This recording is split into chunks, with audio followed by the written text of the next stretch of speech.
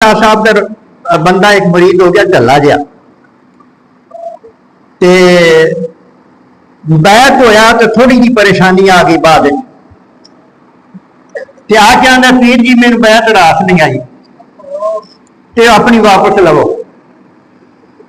पीर साहब ने फरमाया मेरे इख्तियार नहीं वापस लेना कीता तुसा है इख्तियार कि इख्तियार मैं नहीं ये राज तुम तो मेरे इख्तियार नहीं।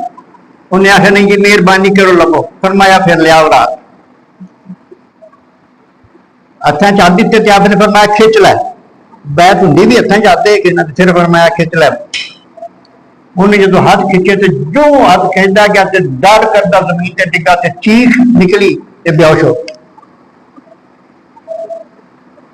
होश आई कुछ देर बाद पैरों में हथ लावे तो डिगे खुदा वास्ते मैंने दोबारा बैत करो खुदा वास्ते।